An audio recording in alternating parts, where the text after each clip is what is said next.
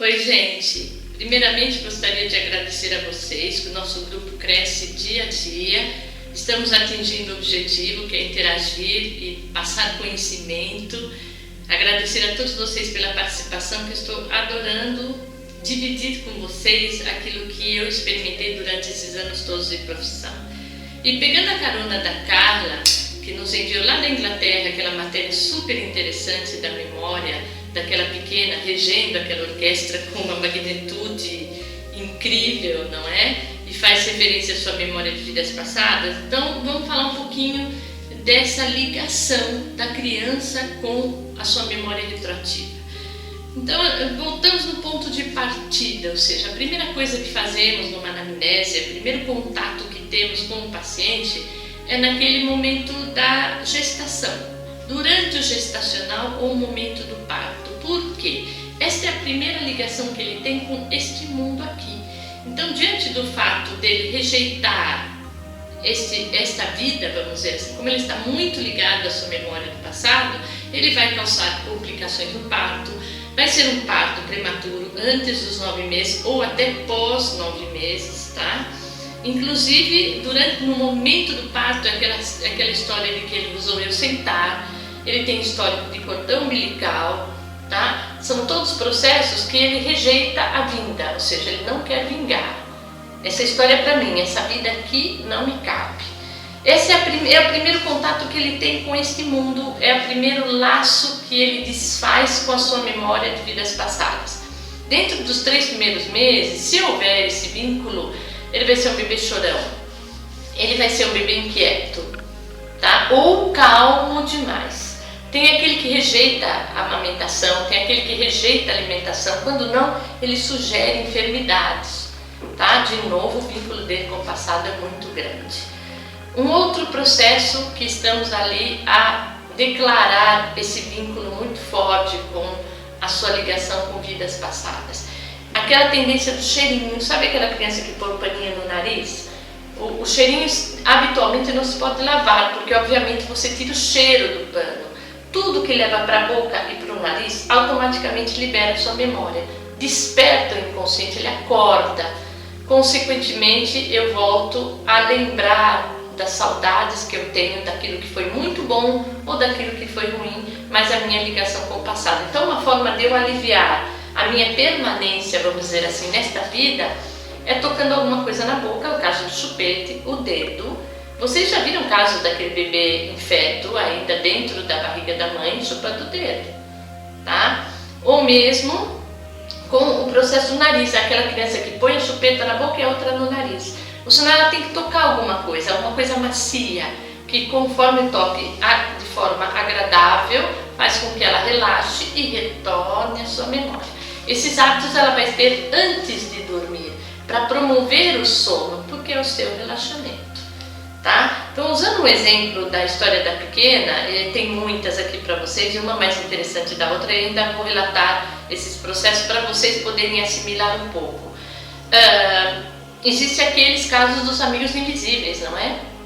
Que você tem que dar comida para todos os amigos, depois para ela. Ela conversa com todos eles têm nome, endereço, telefone, tem vida, tá? O amiguinho invisível tem vida. De novo, eles estão muito perto da sua memória. Até os 8 anos, ela está numa ponte direta. E você, pai, mãe ou tio, tem que respeitar aquele vínculo, tá? Jamais ironizar ou brincar ou ignorar a importância que ela tem, aqueles amigos dos quais faz parte da história dela, faz parte da vida dela. Um outro detalhe, a negociação com a chupeta. Lembra que está representando um personagem ali. Aquela chupeta tem nome, endereço e telefone, tá? Ele também está representando a história, ele também está representando uma pessoa. Quando ela faz esse toque, ela transfere a sua memória, retorna ao passado e convive ali, mesmo que seja por horas ou por minutos. Ela relaxa e vai se adaptando a esta nova vida, vamos dizer assim, tá? Então, os amigos invisíveis, obviamente, ela fala com alguém que existe na realidade dela, na concepção dela, e que não está no passado remoto, ela está muito próximo, gente. Quanto menorzinho, quanto mais bebê, mais próximo dessa memória, tá? Então, amigos invisíveis, chupeta, roer unha, chupar dedo, tudo faz parte parte, ou qualquer coisa, o trapinho, o cheirinho, tá? Faz parte da relevação e desse vínculo que ela tem com o seu passado. Então, o que a gente tem que fazer? Tudo que for objeto palpável, nós vamos deixar num posto, num lugar onde ela possa ter acesso, onde em qualquer momento ela fala assim, olha, se bater saudades eu sei que ele está ali. Você pode negociar com ela o cheirinho, a chupeta ou chupar o dedo, mas de acordo com o desejo dela. Por exemplo, está dali, o seu presente está aqui, mas seu chupeta está ali. O dia que você estiver pronta, nós despedimos juntas da sua chupeta e pronto. Nunca tire, jogue fora, ou o gato comeu, ou o Papai Noel levou. Não vai funcionar, porque você abriu um buraco na memória dela, do qual ela lembrou que ela já perdeu uma vez e perdeu de novo. Aí nós teremos um adulto insatisfeito, depressivo, rebelde, tá? Entre outros sintomas, entre outros processos, como a síndrome do pânico, etc. Está bem? Negociamos sempre o que vincula ela a vidas passadas. O amigo invisível, a boneca que tem nome, tá? Seja um ursinho ou uma boneca. E a história dela, como aquela criança que rege aquela orquestra, deve ser respeitada e alimentada. Se você sentar do lado daquela pequena de 1 ano e você alimentar a história dela e se interessar pela história dela, ela vai começar a lembrar coisas e te conta a história inteira do seu passado, tá? Dali um dia ou horas, ela já não lembra de mais nada, porque é um flash que passa muito rápido. Mas se você alimentar, você vai ter um referimento ali. Aquela criança que lê, tem 3, 4 anos, ela lê tudo. Ela tem 5 anos, ela toca piano de forma impressionante, nunca tocou no piano na vida, de repente ela toca uma ópera inteira. O que vincula? Só memória, ela está lembrando. E se aquele pai e aquela mãe sustentar aquilo, estimular aquilo, ela vai ser a melhor do mundo. Se não, vai ser uma fase muito passageira, muito rápida, ela vai se esquecer que é o que ela quer fazer, ela vai deletar sim, e aonde ela deveria, o que deveria fazer, ou alimentando, deveria ser no sentido positivo, como tocar um instrumento, ou conhecer números, ou fazer cálculos, que também é bastante positivo. Só que sempre respeitando o limite dela, tá, gente? Porque de um momento para outro ela pode falar assim, mas isso não é para mim, essa não é minha memória, aliás, essa é só minha memória, isso não é isso que eu quero para minha vida. E do momento que ela queira fechar e passar desse estágio para o outro, bárbaro, fantástico. É aí que nós entramos e incentivamos ela a renovar. Ah, de repente ele gostava tanto de basquete, agora ele gosta de futebol. Pronto. Mas era o ídolo dele, a vida dele era o basquete. Ele fez a transição, ele já fez a troca, ele já se despediu. Ótimo, perfeito. Ele vai para aquilo que ele veio a fazer aqui, mas não aquilo que ativava a sua memória. Ou não, ou pode ser que você pegue uma carona naquele super químico e dê muito certo. Tá? Ele simplesmente alimenta o conhecimento que ele já tinha. Eu queria relatar para vocês um outro caso, são muitas histórias, gente, uma mais interessante da outra, mas para vocês saberem que não há um controle dessa criança. Você não pode falar assim, agora você não lembra mais, ou isso é bobagem. Não, ele é real, e eu vou relatar um fato que é bastante recente, por sinal, mas é muito interessante e inesquecível. Chega a ser engraçado agora, né? Mas na época assustou todo mundo, os pais e os professores.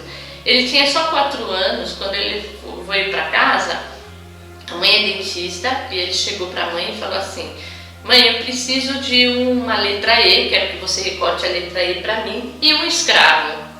Ela falou, mas um escravo? Sim, a minha professora mandou eu levar uma letra E e a figura de um escravo. Ela ficou horrorizada, mas como ela é muito atribulada, com muita coisa para fazer, muitos afazeres, ela foi lá, recortou o E, recortou uma figura, imprimiu uma figura de escravo e deu para ele levar na escola. Bem, é óbvio que ao chegar na escola, a professora chamou essa mãe e falou, mas escute, é falta de bom senso, não é? Podia fazer um elefante ou qualquer coisa que representasse a inicial E, por que um escravo? E ela virou para a professora e falou assim, mas o meu filho falou que você mandou eu estampar a figura de um escravo, que era a letra E. Ela falou, mãe, ele chegou aqui sabendo tudo da escravidão. Ele deu detalhes que eu, na escola, não me lembro de ter estudado esse tema com tanta profundidade. 4 anos de idade. Ele fazia referência ao meu escravo. E deu detalhes daquela cultura da escravidão que era impossível ele, com 4 anos, saber.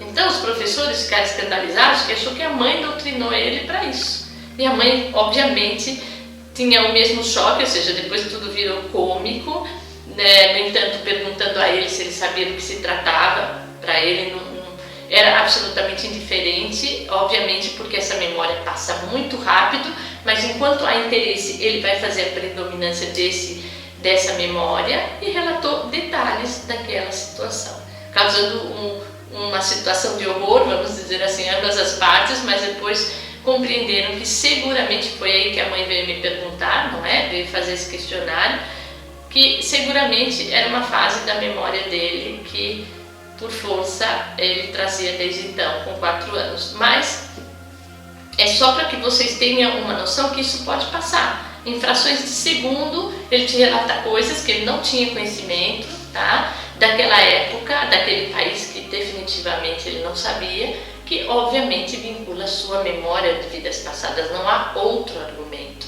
Uma outra vez que eu fui fazer uma conferência ao Embrapa, tá? Vocês devem saber que no Brasil é um centro de pesquisa importante, não? O Embrapa, as unidades Embrapa, eu fui na mais importante, que era em Brasília, e os pais, o pai e a mãe, trabalhavam como cientistas do Embrapa e levaram o filho na conferência. O filhinho tinha 7 anos na época, e ele falou assim: dá licença que eu queria fazer um comentário a respeito daquilo que você está fazendo na referência, que era justamente a memória da infância. Ele falou assim: eu falo, mas ele tomou uma postura, se posicionou diante do público que era grande, diante de grandes cientistas ali, e disse assim: eu falo para minha mãe e para meu pai que eu preciso voltar a Minas Gerais. Ele era de Brasília. A minha casa cor-de-rosa me espera minha outra mãe, meu pai e meus 7 irmãos. Minha casa é cor-de-rosa e meus irmãos sentem minha falta. Eu amo esse pai e essa mãe, mas eles não entendem o quanto me faz falta a minha família de 7 irmãos. Aí os pais me disseram: Ivete, tem um detalhe, ele nunca foi para Minas Gerais. Ele não tem ideia onde fica no mapa, mas ele sempre falou das saudades que ele tem da casa cor-de-rosa, dos seus pais e dos 7 irmãos. E para reforçar isso, ele tem um travesseirinho que todos os dias antes de ir para a escola, ou qualquer passeio que ele vai fazer, porque agora ele não pode mais carregar o travesseiro junto, é a história do toque, ele dá 1000 beijos e faz a referência: um dia a gente vai se encontrar, viu, família? É mais ou menos isso. Um dia a gente volta a se falar. Enquanto isso, fica aqui meus beijinhos e a minha saudade e o meu respeito por você, mas eu tô saindo, daqui a pouco eu volto. E sempre que questionaram com eles: e por que tanto beijo? Mas eu preciso beijar 7 irmãos, meu pai e a minha mãe de Minas Gerais. Chega a ser comovente, porque a criança tem essa inocência, esse amor à sua história do passado. E qual a resposta para isso, gente? Quase 30 anos de experiência, eu posso afirmar que seguramente é uma ligação com ontem, com aquelas portas e janelas que ele não fechou. Mas há tempo para tudo, há compreensão para tudo, e para isso nós estamos buscando respostas. Assim que eu tiver mais alguma coisa diferente, bem interessante, volto aqui e a gente discute de novo esse assunto misterioso, sem fim, tá bem? Tem muita coisa, é infinita situações para discutirem com vocês, ok? Beijo grande e até mais.